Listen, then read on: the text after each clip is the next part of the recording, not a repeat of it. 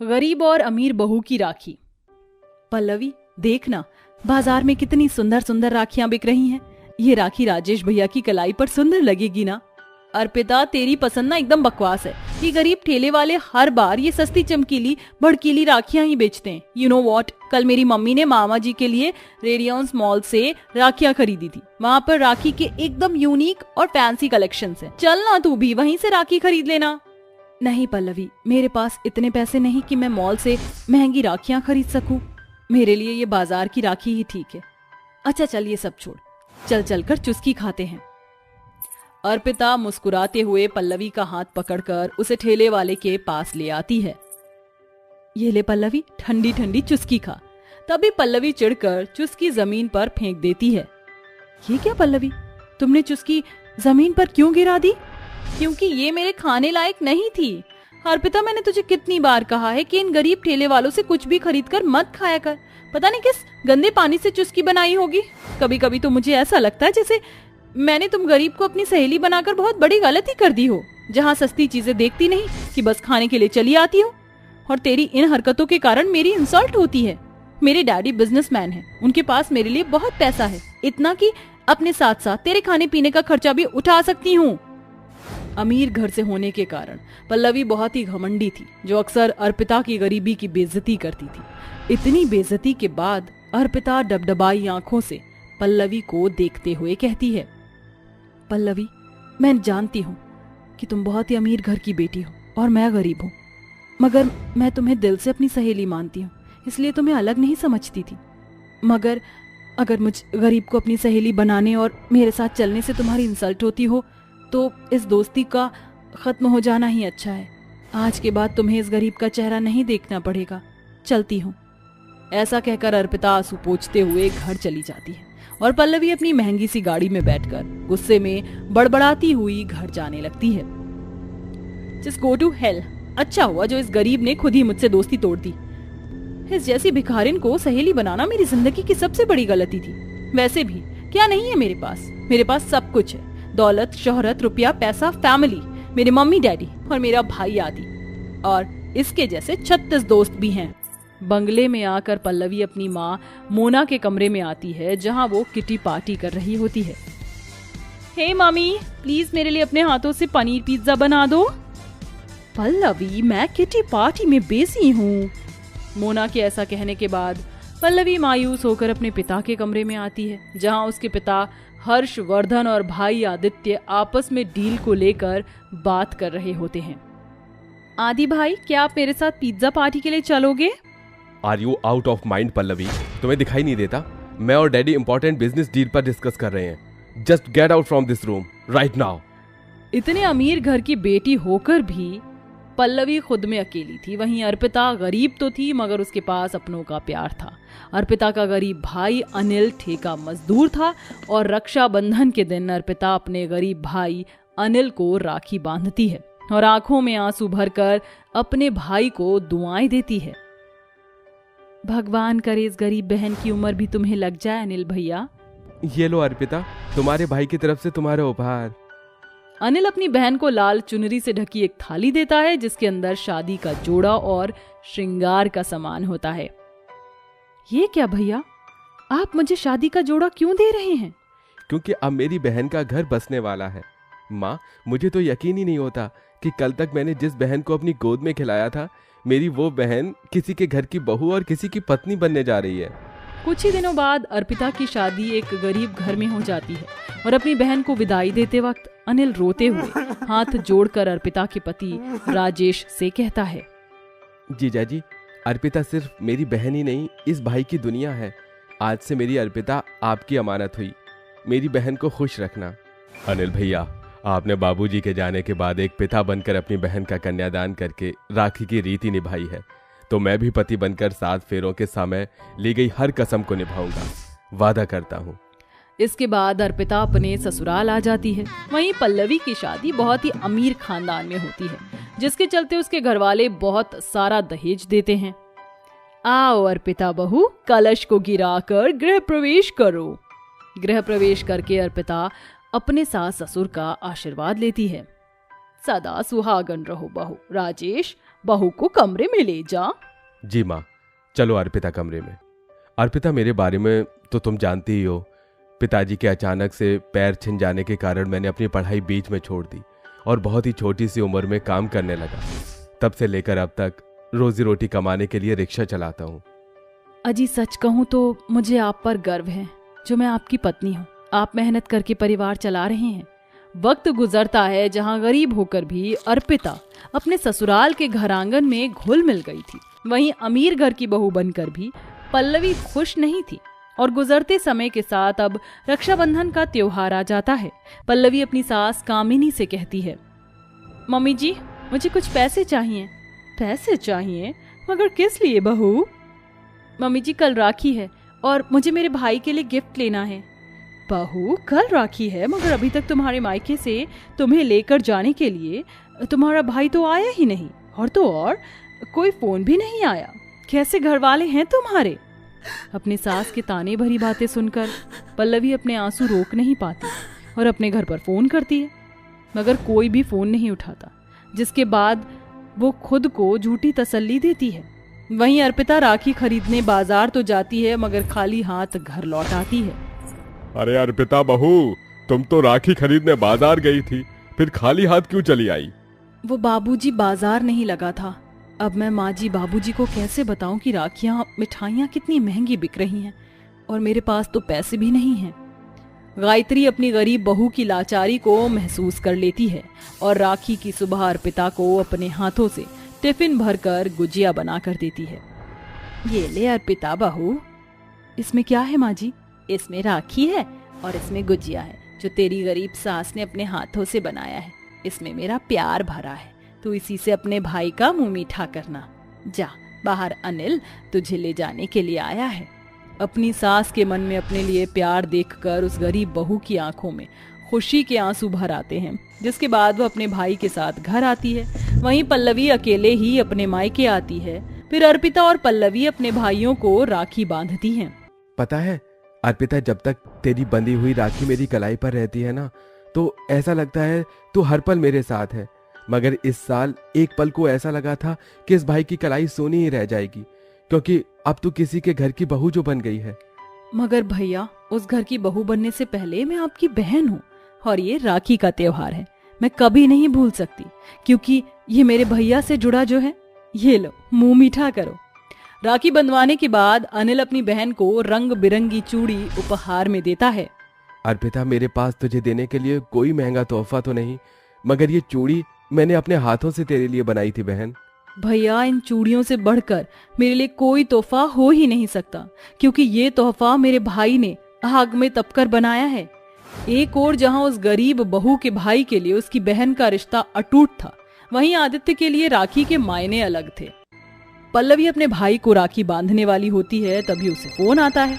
Pallavi please 2 minute रुको, एक important call है। ठीक है भैया। आदित्य को बार बार फोन आने के कारण पल्लवी राखी की थाली लिए बैठी रहती है और फिर आदि पल्लवी से घमंड में कहता है, पल्लवी जल्दी से धागा बांधो और मुझे फ्री करो। भैया, राखी का त्योहार साल में एक बार आता है, क्या आप अपनी बहन को 10 मिनट नहीं दे सकते? ओ प्लीज पल्लवी, मेरे पास इस राखी के फालतू रिचुअल्स के लिए टाइम नहीं है। धागा बांध दिया ना, मैं कल बहुत बिजी था इसलिए गिफ्ट नहीं ला सका। तुम बताओ तुम्हें कितने पैसे चाहिए, मैं ट्रांसफर कर देता हूँ। बस आदि भैया, मैं यहाँ आपसे पैसे लेने नहीं आई।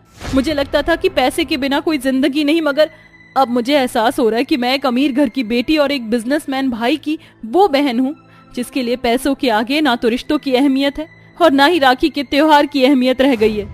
चलती हूँ। पल्लवी वहां से जाने लगती है। तभी आदि कहता है, प्लीज पल्लवी, राखी के दिन अपने भाई से ऐसे रूठ कर मत जाओ, मुझे माफ कर दो प्लीज। इसके बाद पल्लवी खुशी से भरकर अपने भाई को राखी बांधती है और दोनों बहुएं अपनी जिंदगी में खुशी खुशी रहती हैं।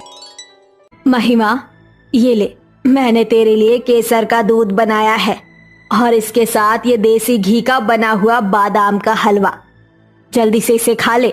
रोहिणी बहू, ये ले, मैंने तेरे लिए भी बनाया है, जल्दी से इसे तुम दोनों खा लो। रुक जा रोहिणी बहू, तू ये नहीं खाएगी।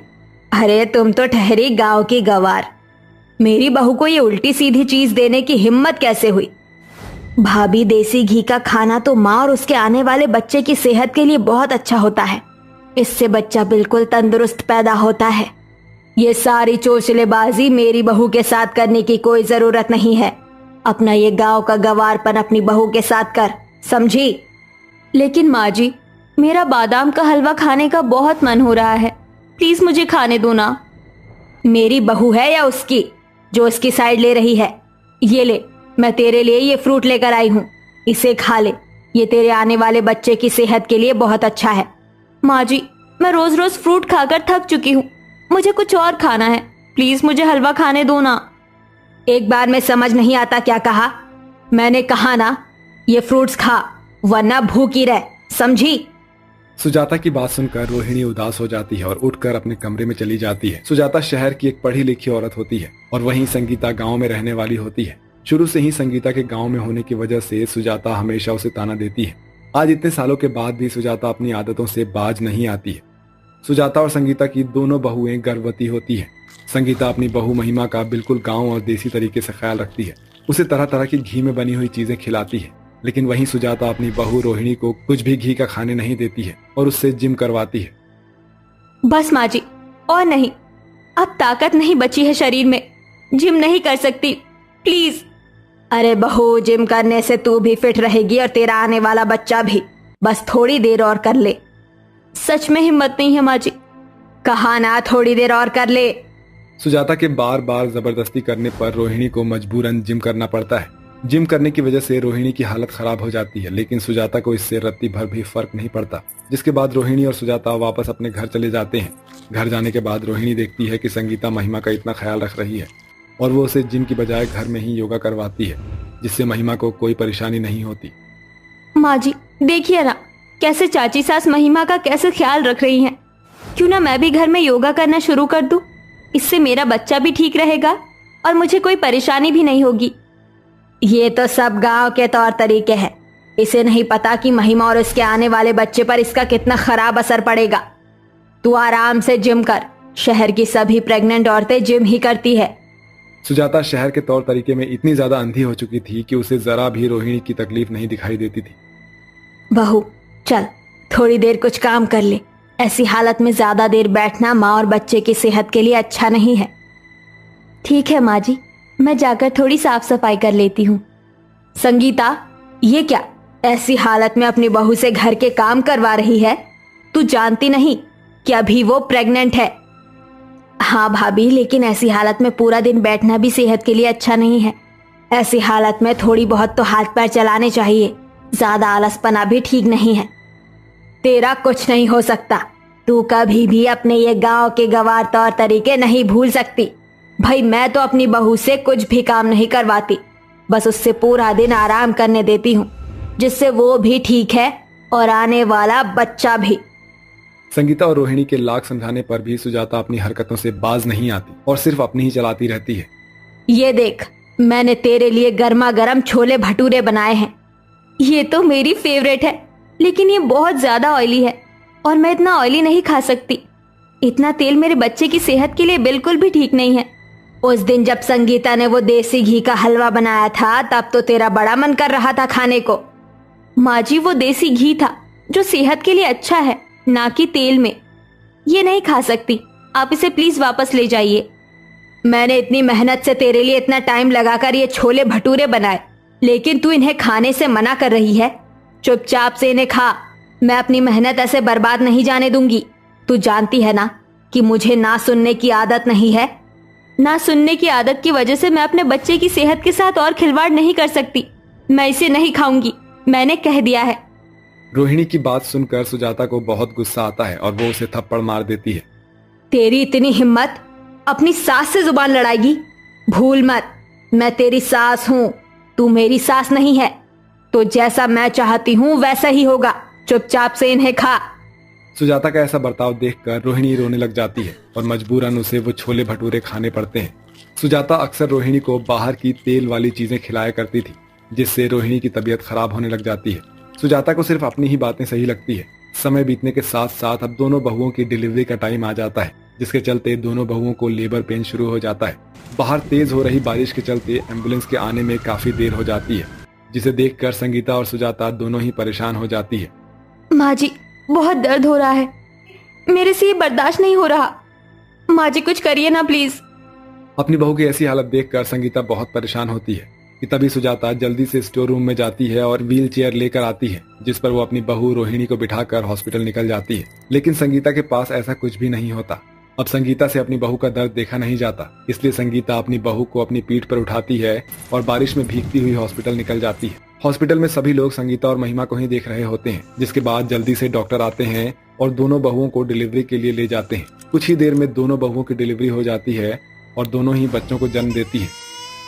संगीता जी, आपकी बहू और उनका बच्चा दोनों ही ठीक है, आप चाहें तो उनसे जाकर मिल सकती हैं। लेकिन सुजाता जी, आपकी तो ना ही बहू ठीक है और ना ही उनका बच्चा, दोनों काफी कमजोर हैं और बच्चा काफी कमजोर पैदा हुआ है, इसलिए उनके बच्चे को हमने कुछ दिनों के लिए ऑब्जर्वेशन में रखा है। और आपकी बहू की हालत भी काफी नाजुक है, लगता है प्रेगनेंसी के टाइम में आपने उनका कुछ खास ख्याल नहीं रखा है। हाँ, जिसके चलते उन्हें आज ये सारी परेशानियों का सामना करना पड़ रहा है।